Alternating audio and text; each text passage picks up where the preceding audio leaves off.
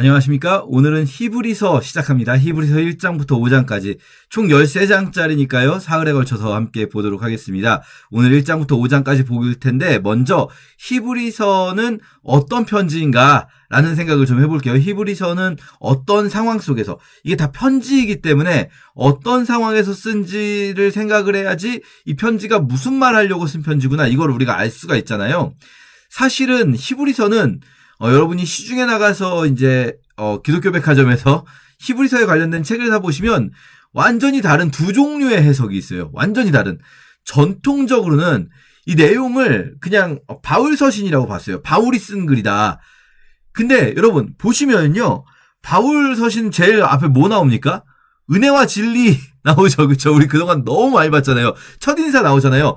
히브리서 첫인사도 없고요.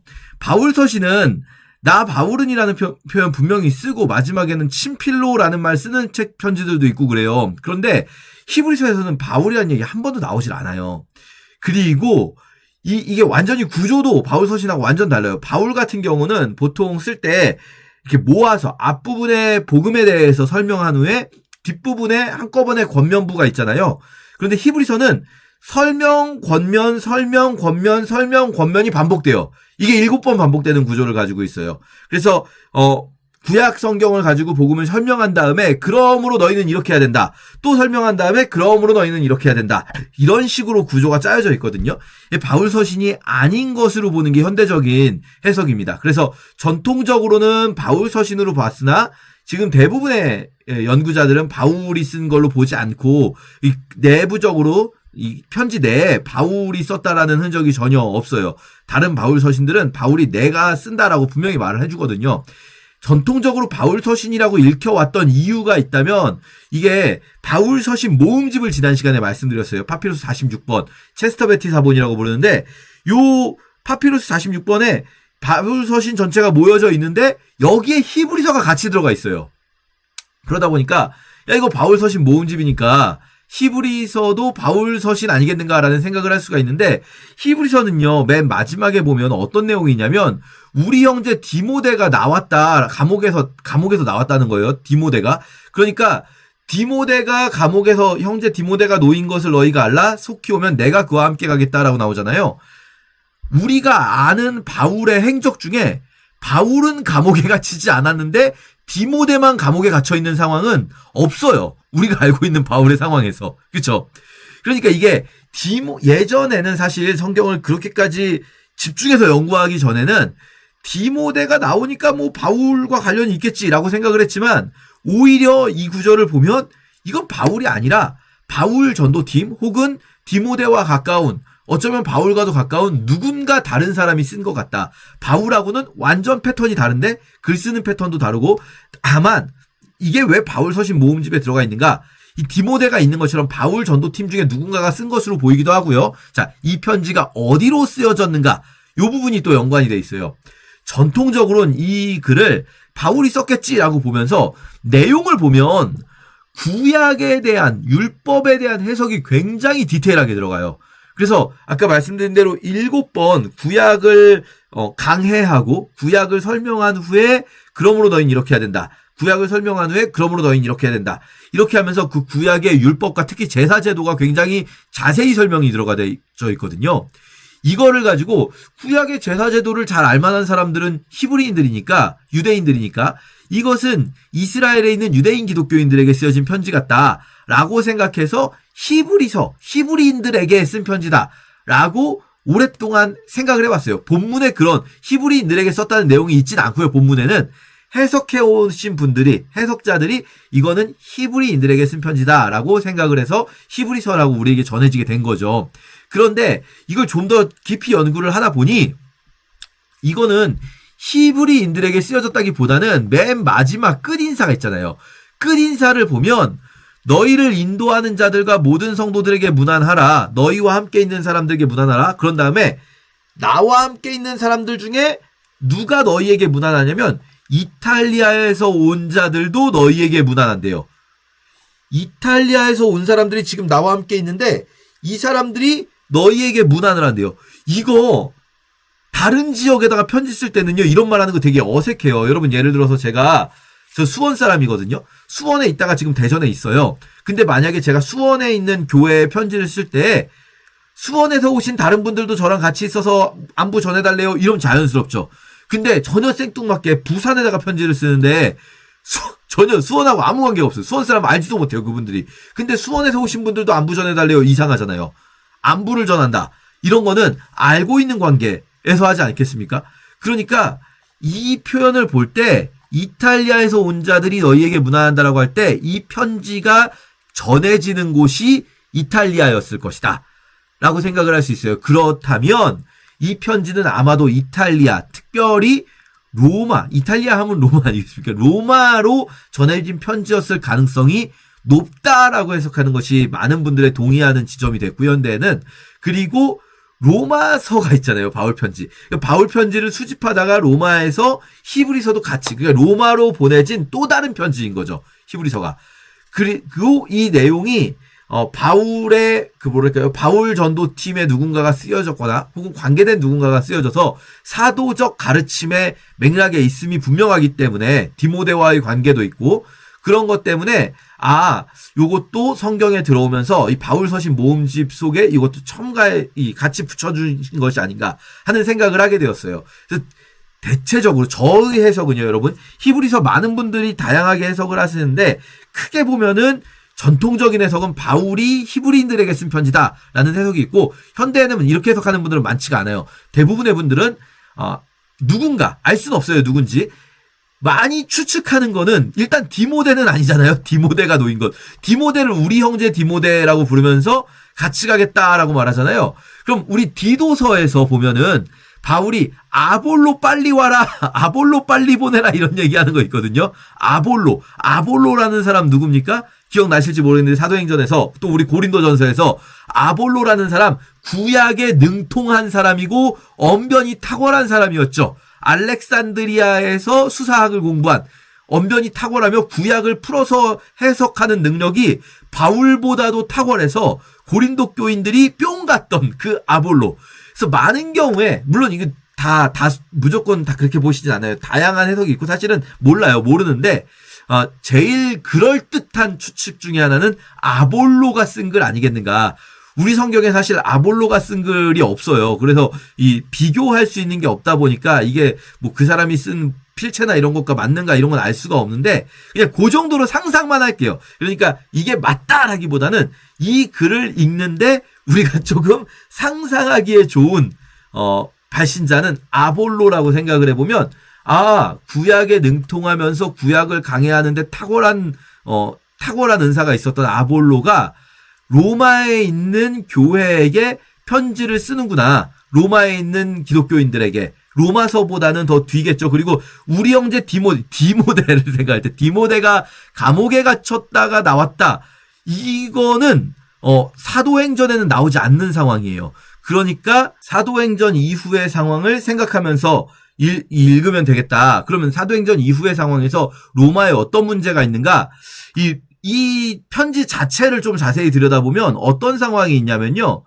전날에 너희가, 그러니까 이 편지를 보내기 전에 너희가 빛을 받은 후에, 그러니까 복음을 들은 후에 고난의 큰 싸움을 견뎌낸 것이 있었대요. 로마 교회가 어떤 환란을 당한 게 있었대요. 로마에 있는 기독교인들이 환란을 당한 게 뭐가 있을까 생각해 볼 때 클라우디우스의 추방령, 우리 로마서 할 때 말씀드렸죠. 그런 것도 있었고요. 또 디모데후서 할 때 말씀드렸지만 네로의 박해, AD 64년 네로의 박해도 있고요. 또 그 이후에 도미티안의 박해부터 이어지는 대박해들이 있어요. 그러면 전날에 너희가 빛을 받은 후에 고난의 큰 싸움을 견뎌낸 것이 어떤 걸까 할 때 비방과 환란으로서 구경거리가 되고요. 또는 이런 형편에 있는 자들과 사귀는 자가 되었었던 일이 있대요. 감옥에 갇힌 자를 동정하고 소유를 빼앗기는 일도 있었대요.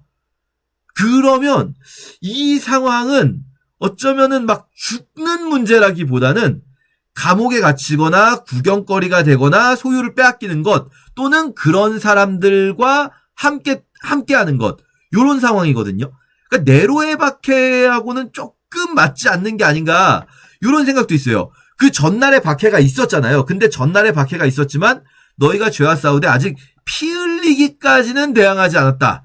라는 말을 보면 그 전날의 박해라는 건 순교까지는 가지 않고 그런 상황이었다 했을 때 이제 추측을 한다면 이게 여러분 아까 말씀드렸지만 히브리서를 해석하는 방법은 사실은 좀 다양해요. 그러니까 시중에 나와 있는 서적들을 보면 다 조금씩 다를 수가 있는데 제가 생각할 때 제일 설득력 있다고 생각되는 것은 이 전날의 박해가 뭐냐면은 클라우디우스의 유대인 추방령. 클라우디우스의 유대인 추방령으로 인해서 유대인 기독교인들이 쫓겨나면서 그때 조롱거리가 되기도 하고 그리고 재산을 빼앗기기도 하고 사람들로부터 무시당하기도 했어요. 그리고 또 유대인이 아닌 이방인 기독교인들은 그런 사람들과 함께하는 사람이 됐어요. 그래서 전날에 있었던 고난의 싸움이 있었지만 그런데 이제는 그보다 더 큰 싸움이 다가오고 있다라는 거예요. 이제까지는 너희가 피 흘리기까지 대적하지 않았다고 했잖아요. 그럼 이제부터 다가올 환란은 피 흘리는 환란이 다가오고 있다. 그렇게 본다면 이 히브리서를 어느 시점에 놓고 이게 무조건 이거다라고 말씀드릴 수는 없지만 어느 시점에 놓고 읽으시면 굉장히 자연스럽게 풀리냐면 클라우디우스의 추방령 AD 49년보다는 더 뒤 그리고 이제 다가오고 있는 박해는 바로 네로의 박해. 피 흘리기까지 죽어야 하는 그런 박해가 이제 로마로부터 시작해서 로마라는 도시에서 시작해서 이탈리아 전역으로 확산되겠죠. 네로의 기독교 박해가 로마 대화제로부터 AD 64년 봄에 있었던 로마 대화제로부터 시작해서 이 이탈리아 전역으로 확산될 때 그때 이탈리아에 있었던 성도들에게 그러니까 지금 엄청난 박해의 소식이 로마로부터 들려오면서 조금 있으면 여기까지 막 들이닥치는 그런 상황. 그 상황에 있는 성도들에게 로마 밖에 이탈리아 밖에 있는 아볼로가 혹은 누군가가 로마 교회로 편지를 쓴 거죠. 그리고 디모데 풀려났는데 내가 디모데 오면 바로 가겠다.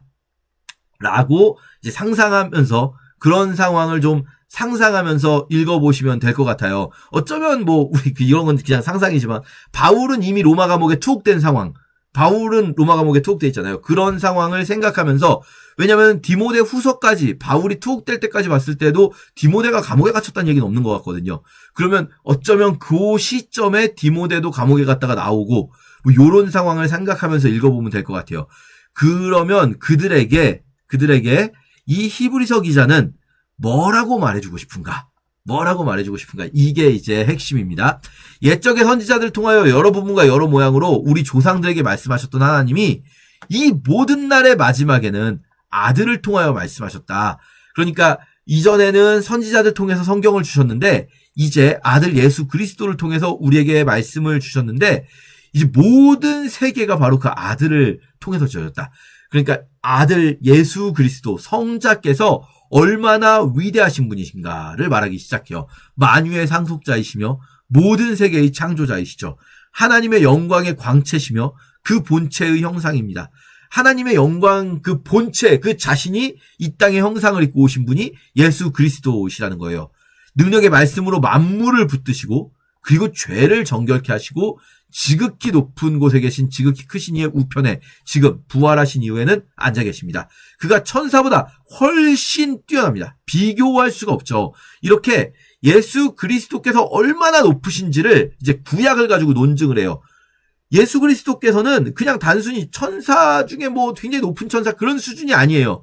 왜냐? 천사 중 누구에게도 너는 내 아들이라 라고 말씀하시지 않으셨잖아요. 오늘날 내가 너를 낳았도다. 하지만 구약에서 시편에서 메시아에게 그에게 아버지가 되고 그는 내 아들이라 너는 내 아들이라 오늘날 내가 너를 낳았도다 말씀하셨단 말이에요. 구약 인용이에요 다.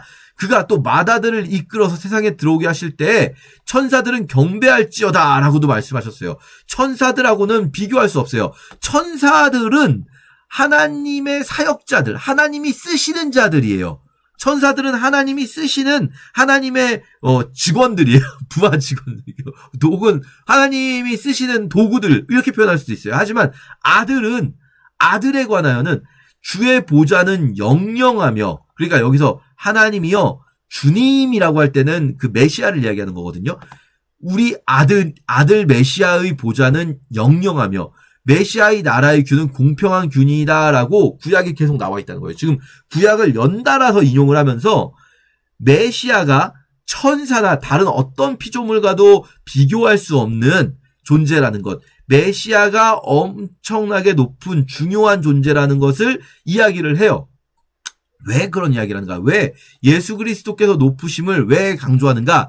그러므로 자 보세요. 1장에 강해가 이어진 다음에 2장에 바로 권면부가 나와요. 그리고 또 강해, 권면부, 강해, 권면부 이렇게 나온단 말이죠. 자, 그러므로 우리는 들은 것에 더욱 유념함으로 흘러 떠내려가지 않도록 함이 마땅하다. 이게 무슨 말일까요? 흘러 떠내려가요. 우리가 떠내려갈 수 있다는 거예요. 무슨 말입니까?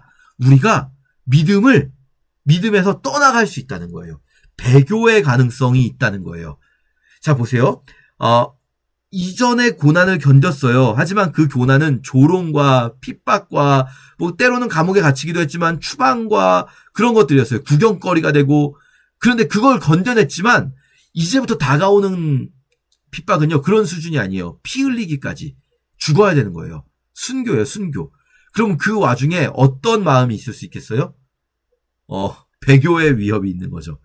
내가 예수 믿지 않는다 한마디만 하면 되는 거예요. 예수 그리스도 안 믿는다. 근데 이 배교의 위협과 함께 동시에 그럼 이들이 이 배교를 조금 마음을 편하게 배교할 수 있는 방법이 뭐냐면요. 네로의 대박해 때 유대교는 핍박 대상이 아니었어요. 기독교만 탁 집어서 유대교와 기독교를 분리시키고 기독교만 탁 찍어서 박해가 시작됐단 말이죠. 요거는 제가 사실은 여러 성경 공부 때 말씀을 드렸었는데 짧게만 설명드릴게요. 로마는요 원래 황제가 없었어요. 로마는 공화정이라고 해서 공화정이 뭐냐면요 우리나라도 민주공화국이잖아요. 공화라는 건 여러 사람이 같이 통치하는 것, 의회 정치를 말해요. 의회 정치. 그런데 여러 사람이 같이 통치하는데 그 통치하는 의회를 민주적인 방법으로 뽑는 게 민주공화국인 거고, 로마 공화정은 귀족들이 의회라고 할 수 있는 원로원의 자리를 차지하고 있었어요. 귀족 가문마다 원로원 티오가 있는 거죠, 말하자면. 그래서 이 의회 원로원이 통치를 한 로마 공화정이 있었는데, 공화정이라는 것이 가진 태생적 약점이요, 나중에 시간이 흐르면은 이 사람들이 시민을 위한 정치를 하는 게 아니라 자기들의 권력 투쟁이 돼요. 그래서 의회에서, 원로원에서 정말로 시민을 위한 정치가 이루어지는 게 아니라 파벌 싸움만 하게 되는 거죠. 그러다 보면 시민들은 어떤 생각이 듭니까? 강력한 카리스마가 있는 지도자가 저 맨날 자기들끼리 말싸움만 하는 저 원로원 물리치고 막 식물국회, 동물국회 막 이런 말 하잖아요. 우리도 원로원을 물리치고 그냥 강력한 카리스마적인 지도자가 나타나 주기를 바라게 되거든요. 이게 지금 사실 21세기 현상하고 비슷해요. 지금 어느 나라나 시민들이 의회 정치에 좀 지쳤어요. 그래서 강력한 카리스마가 있는 지도자를, 어떻게 보면 약간 독재자 스타일을 바라는 것도 있거든요. 시민들이 뽑은 지도자들이 다 그런 느낌이 있어요. 자, 근데 로마 원로원이 그렇게 되었을 때 시민들이 이 사람이 우리를 통치해주면 좋겠다라고 생각한 사람들이 마지막에 이렇게 3두 정치 중에 2명인 카이사르와 폼페이우스였어요. 그런데 카이사르가 이깁니다. 카이사르가 승리하고, 그럼 이제 누가 봐도 카이사르가 왕이 되겠구나, 황제가 되겠구나라고 생각할 때 카이사르가 암살당해요. 자기가 가장 믿었던 신하 브루투스가 원로원에게 이렇게 넘어가서 원로원 측에 의해 암살을 당하죠. 브루투스여 넘어져 하면서 죽죠. 그렇지만 이미 역사의 수레바퀴는 돌아갔어요. 로마 시민들은 황제를 바라고 있어요.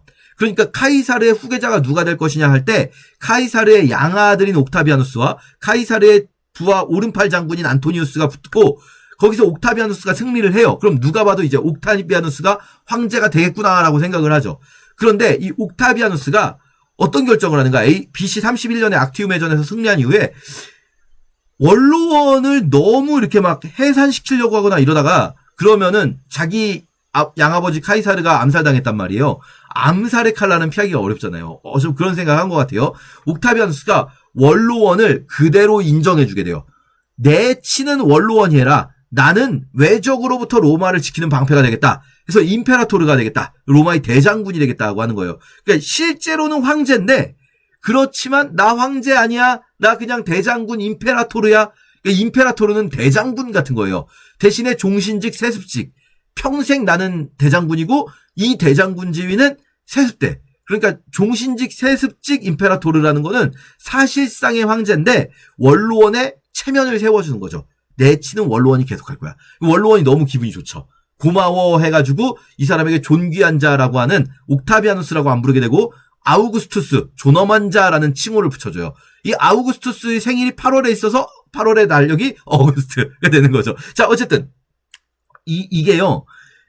1대 황제 때는 황제 권력과 원로원 권력이 같이 있어도 황제가 워낙 강력하기 때문에 원로원이 숨을 죽일 수밖에 없어요. 하지만 2대 황제부터 바로 문제가 돼요. 하늘에 2개의 태양이 떠 있는 거예요. 로마에.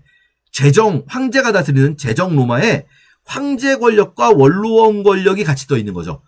2대 황제 티베리우스는 더더군다나 극아이였어요. MBTI가 I, 대문자 I. 그러니까 이 사람은 거의 칩거하거든요. 티베리우스는.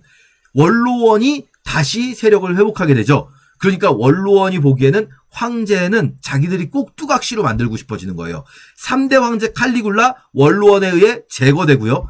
4대 황제 클라우디우스 원로원의 꼭두각시입니다. 5대 황제 네로가 다시 칼리굴라처럼 시민들의 인기를 얻으려고 막 잔치를 많이 열고 하급 귀족들과 일반 시민들이 참여하는 어떤 그런 행사들을 많이 열고 하급 군인들과 가까워지려고 하고 막 이런 행사들을 많이 여니까 원로원에서는요, 이거를 막 어떻게든 이 네로를 없애고 싶어요. 그래서 자꾸 악의적인 가짜 뉴스를 퍼뜨려요. 네로는 정신병자다. 네로는 파티에 미쳐가지고 맨날 술 마시고 취해 있고 타락과 막 미친 파티를 벌이고 있다. 뭐 이런 식으로 계속 소문을 퍼뜨리니까 악의적인 소문에 네로에 대한 인기가 막 떨어지죠. 그런데 왜 불이 났는지는 알 수가 없어요. 많은 그 경우에 네로가 불을 냈다라고 잘못 알고 계시는 경우도 있어요. 이거는요, 오해일 가능성이 매우 높습니다. 당시를 이렇게 비춰주는 1차 자료들이 3개가 있어요. 디오, 타키투스, 수에토니우스가 있는데, 이 중에 정사라고 할 수 있는 타키투스에 보면은, 네로는 그때 로마에 있지도 않았어요. 근데 알 수 없는 이유로 로마 대화제가 발생해요. 로마는요, 그때 당시에 전 지중해 세계에서 수많은 사람들이 로마로 몰려든단 말이에요. 엄청나게 많은 사람들이 몰려들다 보니까 아파트가 생겨요. 목조 아파트, 인슐라라고 부르는 이게 따닥따닥따닥 붙어가지고 나무로 지은 아파트가 따닥따닥따닥 붙어 있어요. 아주 여기에 불이 붙으니까요. 골목도 굉장히 좁고 이게 로마 전체가 순식간에 불타버리는 거예요. 로마 대화제가 일어납니다. 자, 이때 원로원이 이때다 싶었죠. 그래서 소문을 내요. 네로가 불을 질렀다. 이게 네로 탓이다. 이 이전에 이미 원로원과 네로는요, 건널 수 없는 강을 건넌 게 있어요. 네로가 63년에 속주세라고 해서 원로원의 돈줄을 끊어버리거든요. 속주세 폐지로. 그러니까 원로원의 돈줄을 끊어버린 것에 대한 반격으로 가짜 뉴스를 퍼뜨리는 거예요. 이 로마 대화제가 네로가 자기가 파티를 하다가 술 취해가지고 원래 제일 재밌는 게 불구경과 싸움 구경이라고 하잖아요. 불을 일부러 질렀다. 불구경하려고. 그러면서 네로가 파티를 즐기면서 불타는 로마를 바라보며 시를 읊었다. 옛날에 그래가지고 이 미친 황제 네로 코미디에도 있었어요. 네로 25시 막 최양락 씨 나오는 그런 이 헛소문을 막 퍼뜨린 거예요. 원로원이. 네로 입장에선 정치적으로 궁지에 몰리게 되죠. 이럴 때 이렇게 정치적으로 궁지에 몰렸을 때 나 아니야 라고 백날 말해봤자 안 들어요. 누가 한 건지를 빨리 갖다 줘야 되거든요. 이 희생양을 찾기를 바라는 사람들에게 얘네들이 한 거야 라고 빡 갖다 줘야 되는데 그때 사용하는 희생양으로 소수 집단, 폐쇄적인 집단, 사람들이 원래 싫어하는 집단, 이런 집단을 갖다 줘야 사람들이 좋아해요. 사람들이 쟤네구나 하면서 막 흥분하죠. 이게 인류 역사에서 대학살은 거의 이런 식으로 일어나요. 항상. 그러니까 1940년대 유대인 대학살 독일에서 왜 일어났는가? 야, 이 대공황과 이 경제적 위기, 이 모든 게 저 유대인들 때문이야! 라고 딱 나치 정권이 내세운 거죠. 우리나라 관동대 지진 때 관동대학살 일어납니다. 일본에서. 조선인들이 대학살을 당해요. 왜냐? 저 관동대 지진이 천황이 잘못해서 하늘이 노한 거야. 막 이런 소문이 나려고 할 때 조선인들이 그런 거야. 우물에 독을 타고 있어. 하면서 딱 내놓는 거죠. 그렇게 희생양을 내놓아야 하는 상황이었어요. 네로 입장에서는 네로의 정치적인 위기를 모면하기 위해 희생양을 내놔야 되는데, 근데 그때 로마에서 사람들이 원래 싫어하던 집단이 유대인 추방령 이미 얼마 전에 AD 64년보다 딱 15년 전에 유대인 추방령도 있었잖아요. 유대인들은 원래 환영을 받지 못해요. 이 사람들 폐쇄적이고 사람들이 싫어해요. 근데 유대교는 빼줘요. 왜냐? 네로가 가장 사랑하는 아내 폼파야 사비냐라고 하는데 이 네로가 가장 사랑하는 아내가 유대교인이었어요. 유대교에 굉장히 심취해 있었어요. 그러니까 유대교를 싹 빼고 기독교인들이 불을 질렀다. 왜 불을 질렀냐? 그들은 자기들이 믿는 메시아가 불과 함께 세상을 불태우며 돌아올 거라고 믿기 때문에 불을 질렀다라는 소문을 싹 역공작을 한 거죠. 가짜뉴스에 가짜뉴스로 역공작을 해가지고 그걸로 기독교인들을 잡아 죽이기 시작해요. 이게 바로 이 로마의 첫 번째 기독교 대학살이 시작되는 거예요. 이렇게 그 기독교 대학살이 있는 와중에 기독교인들이 제일 쉽게 도망갈 수 있는 거는요. 유대교로 도망가는 거였어요. 유대교로.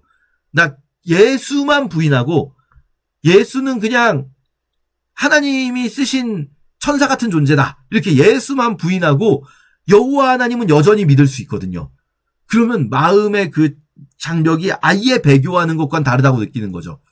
그렇게 흘려 떠내려갈 수 있었기 때문에 히브리서는 예수 그리스도가 유일하시고 완전하시고 가장 높으신 하나님이시고 우리가 그분을 떠나서는 절대 안 된다. 우리가 흘려 떠내려가지 않도록 해야 된다.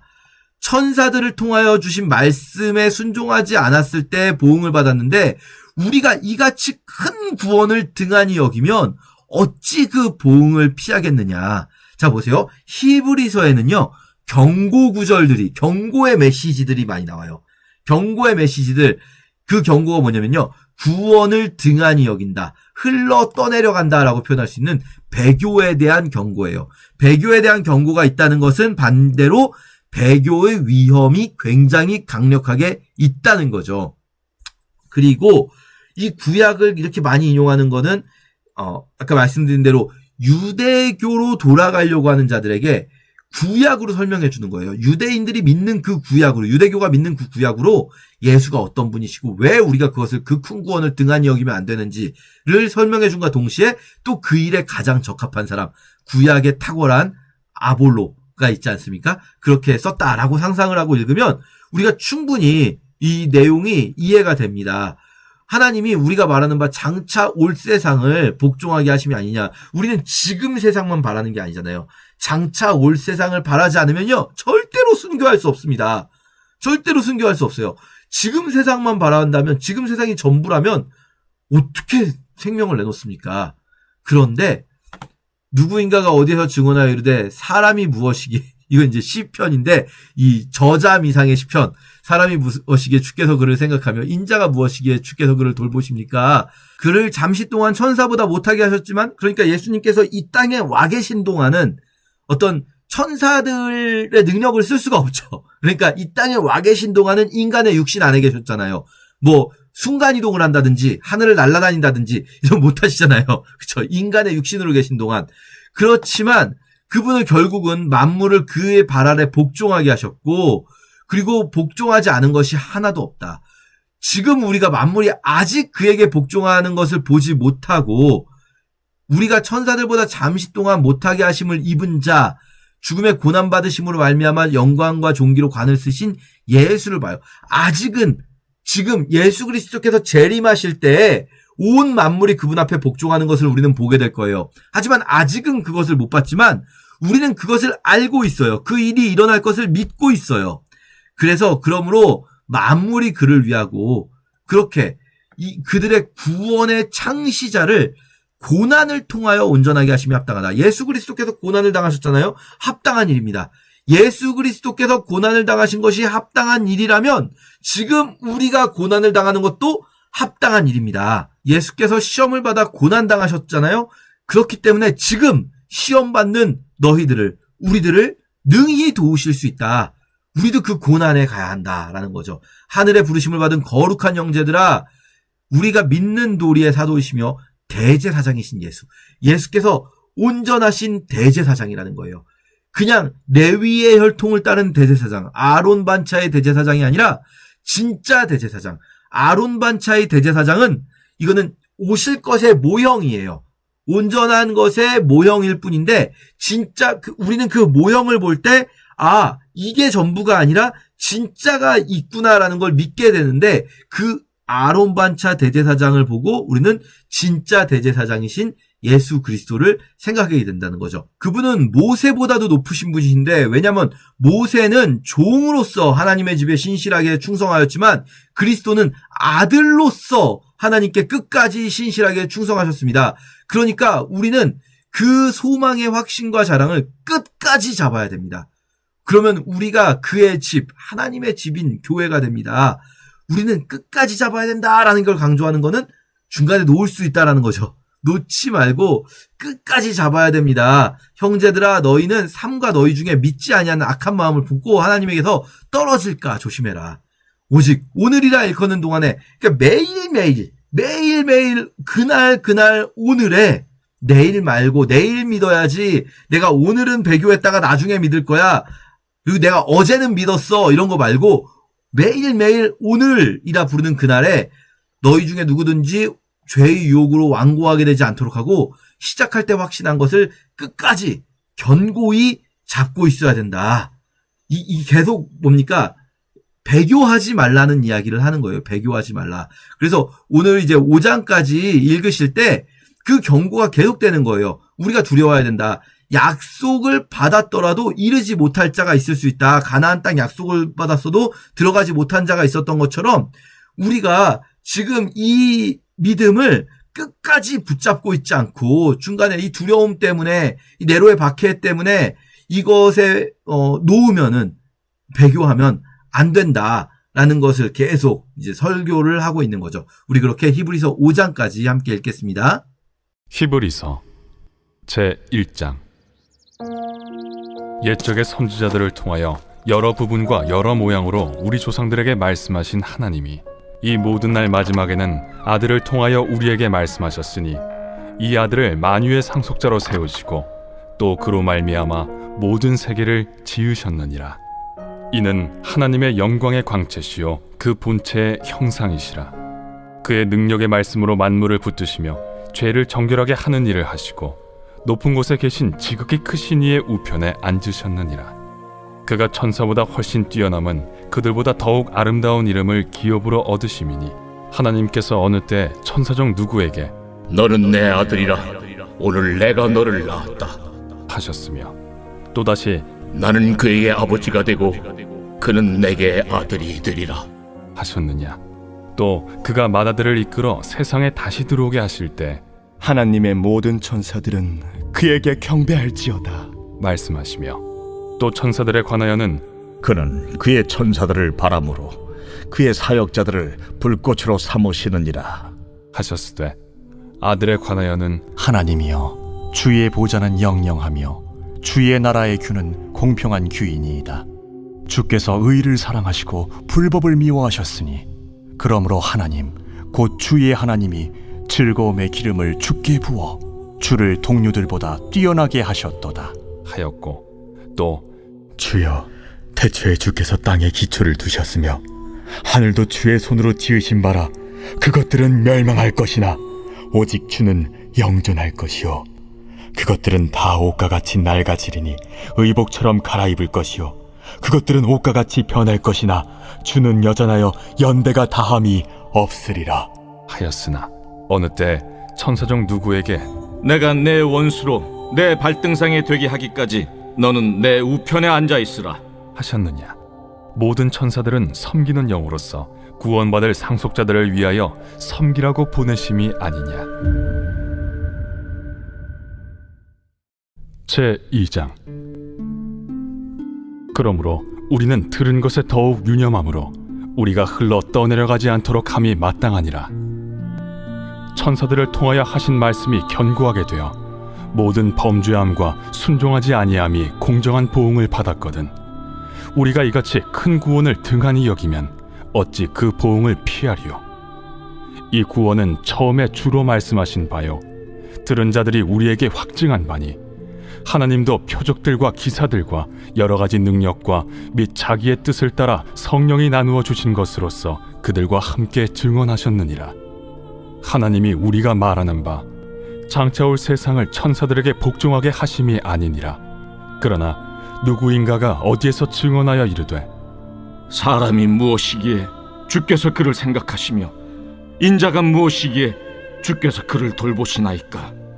그를 잠시 동안 천사보다 못하게 하시며 영광과 존귀로 관을 씌우시며 만물을 그 발 아래에 복종하게 하셨느니라 하였으니 만물로 그에게 복종하게 하셨은즉 복종하지 않은 것이 하나도 없어야 하겠으나 지금 우리가 만물이 아직 그에게 복종하고 있는 것을 보지 못하고 오직 우리가 천사들보다 잠시 동안 못하게 하심을 입은 자 곧 죽음의 고난 받으심으로 말미암아 영광과 존귀로 관을 쓰신 예수를 보니 이를 행하심은 하나님의 은혜로 말미암아 모든 사람을 위하여 죽음을 맛보려 하심이라. 그러므로 만물이 그를 위하고 또한 그로 말미암은 이가 많은 아들들을 이끌어 영광에 들어가게 하시는 일에 그들의 구원의 창시자를 고난을 통하여 온전하게 하심이 합당하도다. 거룩하게 하시는 이와 거룩하게 함을 입은 자들이 다 한 근원에서 난지라. 그러므로 형제라 부르시기를 부끄러워하지 아니하시고 이르시되 내가 주의 이름을 내 형제들에게 선포하고 내가 주를 교회 중에서 찬송하리라. 하셨으며 또다시 내가 그를 의지하리라. 하시고 또다시 볼지어다 나와 및 하나님께서 내게 주신 자녀라. 하셨으니 자녀들은 혈과 육에 속하였음에 그도 또한 같은 모양으로 혈과 육을 함께 지니심은 죽음을 통하여 죽음의 세력을 잡은 자 곧 마귀를 멸하시며 또 죽기를 무서워함으로 한평생 매여 종로로 타는 모든 자들을 놓아주려 하심이니 이는 확실히 천사들을 붙들어 주려 하심이 아니요 오직 아브라함의 자손을 붙들어 주려 하심이라. 그러므로 그가 범사의 형제들과 같이 되심이 마땅하도다. 이는 하나님의 일에 자비하고 신실한 대제사장이 되어 백성의 죄를 속량하려 하심이라. 그가 시험을 받아 고난을 당하셨은즉 시험 받는 자들을 능히 도우실 수 있느니라.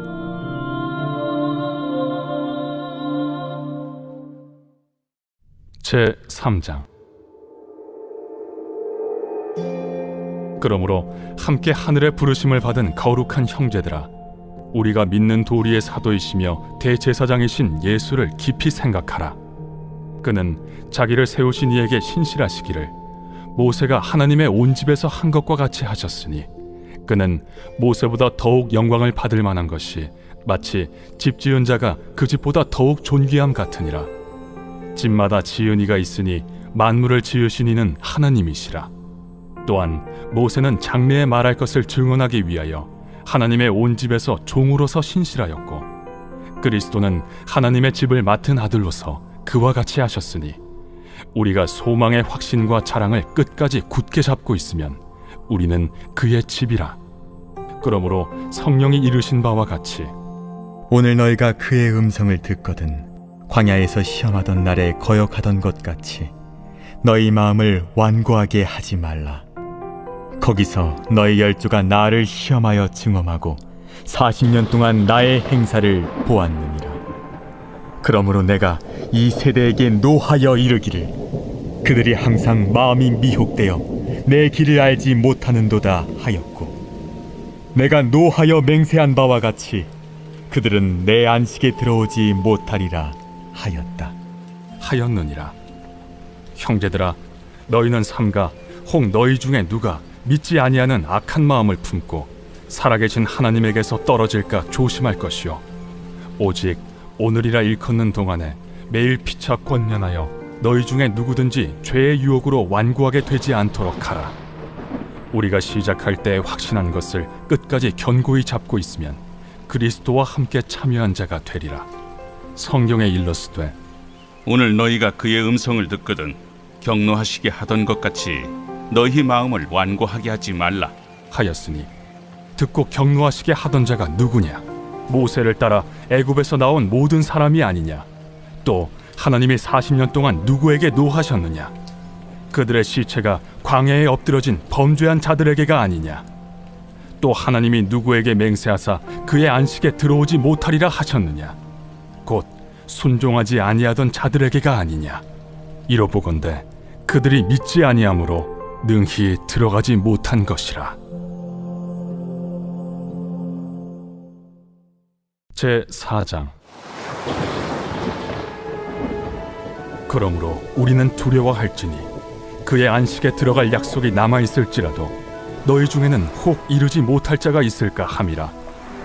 그들과 같이 우리도 복음 전함을 받은 자이나 들은 바 그 말씀이 그들에게 유익하지 못한 것은 듣는 자가 믿음과 결부시키지 아니함이라. 이미 믿는 우리들은 저 안식에 들어가는도다.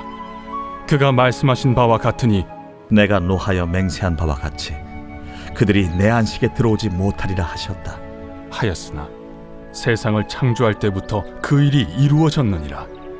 제7일에 관하여는 어딘가에 이렇게 일렀으되 하나님은 제7일에 그의 모든 일을 쉬셨다 하였으며 또다시 거기에 그들이 내 안식에 들어오지 못하리라 하였으니 그러면 거기에 들어갈 자들이 남아있거니와 복음 전함을 먼저 받은 자들은 순종하지 아니함으로 말미암아 들어가지 못하였으므로 오랜 후에 다윗의 글에 다시 어느 날을 정하여 오늘이라고 미리 이같이 일렀으되 오늘 너희가 그의 음성을 듣거든 너의 마음을 완고하게 하지 말라 하였나니 만일 여호수아가 그들에게 안식을 주었더라면 그 후에 다른 날을 말씀하지 아니하셨으리라.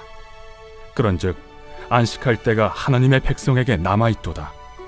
이미 그의 안식에 들어간 자는 하나님이 자기의 일을 쉬심과 같이 그도 자기의 일을 쉬느니라. 그러므로 우리가 저 안식에 들어가기를 힘쓸지니 이는 누구든지 저 순종하지 아니하는 본에 빠지지 않게 하려 함이라. 하나님의 말씀은 살아있고 활력이 있어 좌우에 날선 어떤 검보다도 예리하여 혼과 영과 및 관절과 골수를 찔러 쪼개기까지 하며 또 마음의 생각과 뜻을 판단하나니 지으신 것이 하나도 그 앞에 나타나지 않음이 없고 우리의 결산을 받으실 이의 눈앞에 만물이 벌거벗은 것 같이 드러나느니라. 그러므로 우리에게 큰 대제사장이 계시니 승천하시니 곧 하나님의 아들 예수시라. 우리가 믿는 도리를 굳게 잡을지어다. 우리에게 있는 대제사장은 우리의 연약함을 동정하지 못하실 이가 아니요 모든 일에 우리와 똑같이 시험을 받으신 이로되 죄는 없으시니라. 그러므로 우리는 긍휼하심을 받고 때를 따라 돕는 은혜를 얻기 위하여 은혜의 보좌 앞에 담대히 나아갈 것이니라. 제5장.